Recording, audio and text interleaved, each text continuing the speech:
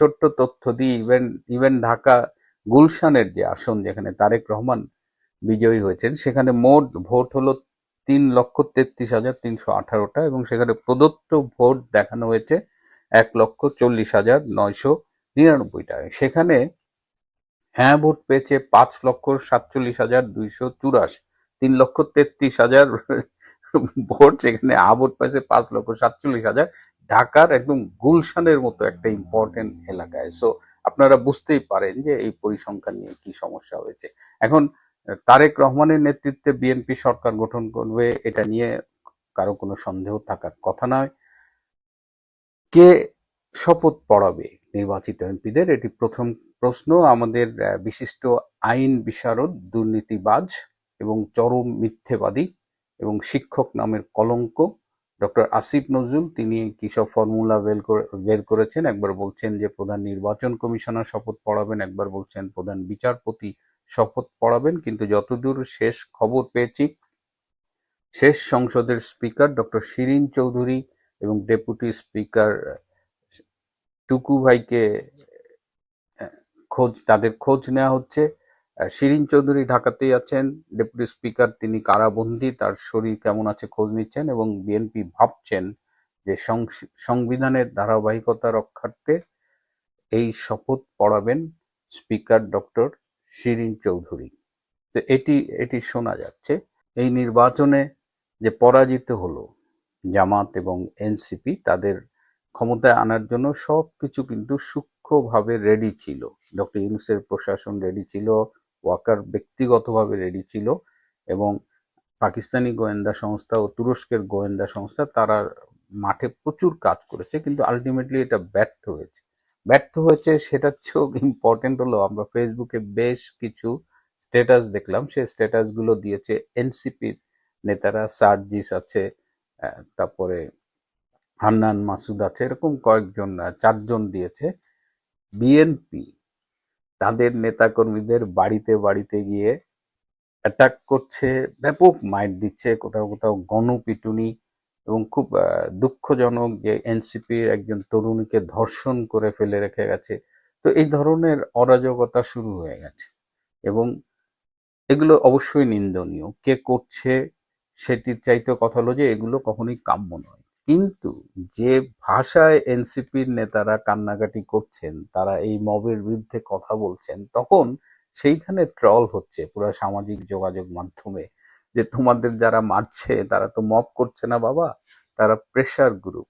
এই ডাস্টবিন শফিকের সেই বিখ্যাত উক্তি যে এটা মব সন্ত্রাস না, প্রেশার গ্রুপ। এখন সেই প্রেশার গ্রুপের হিট টের পাচ্ছে এই সার্জিসের বা এই এনসিপির তরুণ নেতারা। এদিকে আমাদের বিভিন্ন জেলার প্রতিনিধিদের সাথে কথা বলে জেনেছি যে মানুষ নির্বাচনের ফল নিয়ে আনন্দিত বা বেদনার্ত হোক বা না হোক, সাধারণ মানুষের কিন্তু একটাই উচ্ছ্বাস, অবশেষে ওই ইনুস নামের আপদটা বাংলাদেশ থেকে বিদায় হবে। এই খুশিতেই বাংলাদেশের সংখ্যাগরিষ্ঠ মানুষ আজ আনন্দিত। এখন এখানে আরেকটা খুব কনসার্ন আছে যে জামাত যে 68 আসনে জিতেছে এবং এনসিপি জিতেছে আরো কিছু, সব মিলিয়ে বোধহয় 75-76টা আসনে তারা জিতেছে। এর মধ্যে 24টা আসন কিন্তু ভারতের সাথে সীমান্ত এলাকা।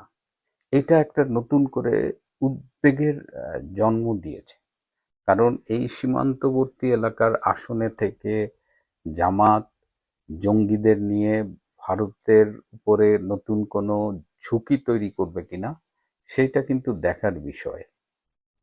জামাত ইসলামী যে 68টা আসন পেয়েছে, এটাও কিন্তু itself the number is alarming. কারণ আপনি যদি এই ধরনের উগ্রবাদী মৌলবাদী দলগুলোর রাজনৈতিক ধারা বিশ্লেষণ করেন, এরা কিন্তু এই 50-60টা আসন দিয়ে শুরু করে, মানে একটা পর্যায়ে গিয়ে পায় যেটা বাংলাদেশে অকল্পনীয়। এর আগে তারা সর্বোচ্চ পেয়েছিল 18টি আসন।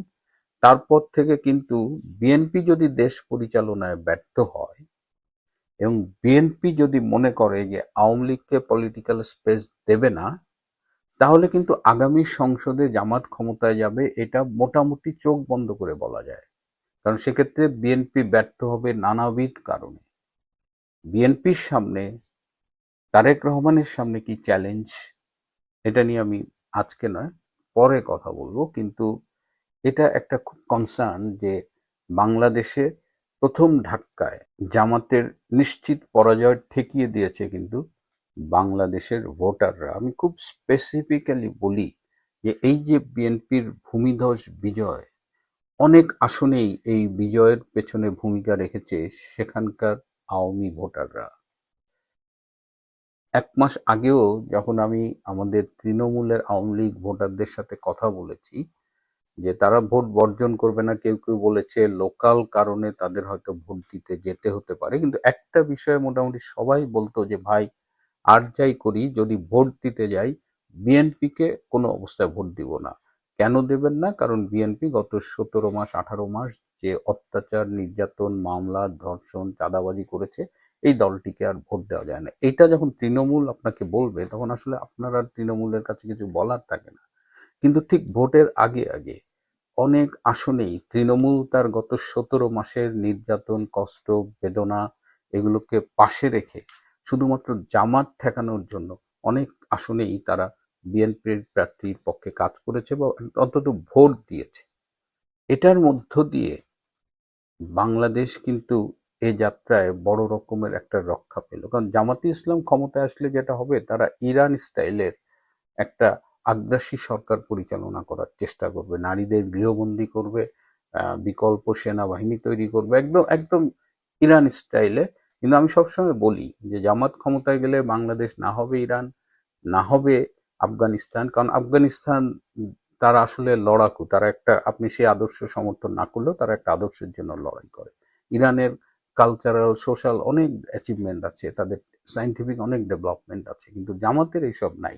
জামাত সর্বোচ্চ বাংলাদেশটাকে একটা মিনি পাকিস্তানে রূপান্তরিত করতে পারে, আর সাথে ইরানের যে খারাপ দিকগুলো আছে সেগুলো অ্যাডাপ্ট করতে পারে। তো সেই জায়গা থেকে আওয়ামী লীগের এই যে আমি বলবো এক ধরনের ত্যাগ, হ্যাঁ, সেটিকে আমাদের অবশ্যই প্রশংসা করতে হবে। এখন বিএনপি কি করবে সেটা নিয়ে আমি পরে কথা বলবো। আমি একটু আগেই যেটা বললাম, আরেকটা বিষয় যে তারেক রহমান নির্বাচিত হওয়ার সাথে সাথে সরকারিভাবে ফলাফল ঘোষণার আগেই সবার আগে কিন্তু অভিনন্দন জানিয়েছেন ভারতের প্রধানমন্ত্রী নরেন্দ্র মোদী। এইটা নিয়ে কিন্তু ভারতেও কথা উঠেছে যে আপনি এই সবার আগে এত দ্রুত কেন করলেন। কিন্তু ভারতের এখানে একটা পলিটিক্স আছে। এখানে তো লুকোবার কিছু নেই যে তারেক রহমান এই দেশে এসেছেন, নির্বাচন করছেন। তিনি কিন্তু 5ই আগস্ট 24-এর পরপরই আসেননি। এই নেগোসিয়েশনে ভারতের একটা হিউজ রোল ছিল, এবং ভারতের ইংল্যান্ডের যে হাই কমিশনার তিনি কিন্তু তারেক রহমানের সাথে একাধিকবার মিটিং করেছেন। ভারতীয় একাধিক প্রতিনিধি তারেক রহমানের সাথে মিটিং করেছেন। সবকিছু ক্লিয়ারেন্স পাওয়ার পরে তারেক রহমান বাংলাদেশে এসেছেন। কি কি শর্তে এসেছেন সেটি সময়ই বলে দেবে। তো এই জায়গায় দেখলাম যে ডক্টর ইউনূস আজকে অভিনন্দন জানিয়েছে। সারা পৃথিবী কিন্তু অনেকেই তারেক রহমানকে অভিনন্দন জানিয়ে ফেলেছে, কিন্তু ডক্টর ইউনূস আসলে অনেক কষ্টে এই অভিনন্দনটি জানিয়েছেন। আরেকটা ছোট্ট খবর যে জামাত ইসলামের পক্ষ থেকে কিন্তু শেখ হাসিনার সাথে যোগাযোগের একটা চেষ্টা নির্বাচনের আগেই ছিল। এখনো এনসিপি জামাত যারা চেষ্টা করছে শেখ হাসিনার সাথে একটা নেগোসিয়েট করার জন্য, কিন্তু শেখ হাসিনা এই ব্যাপারে একদম অনড়, তাদের সাথে কোনো নেগোসিয়েশন নাই। যাই হোক, শুরুতেই যেটা বললাম ভালোবাসা দিবসের কথা, আমাদের বাংলাদেশ আওয়ামী লীগ নেত্রী শেখ হাসিনা তিনি এই নির্বাচনটিকে বর্জনের আহ্বান জানিয়েছিলেন, শান্তিপূর্ণ বর্জন। আওয়ামী লীগ কিন্তু কোনো রকমের ভায়োলেন্সের দিকে যায়নি, এটা আমি প্রশংসা করি। এবং তিনি আসলে মানুষের কোর্টে বল ছুড়ে দিয়ে দেখেছিলেন যে মানুষ আসলে কি করে। কারণ একাধিকবার আমি নেত্রী শেখ হাসিনাকে বলতে শুনেছি যে রাজনীতিতে যাই করেন না কেন দিনের শেষে জনগণই আপনার জন্য শেষ আস্থার জায়গা। এই ভোটার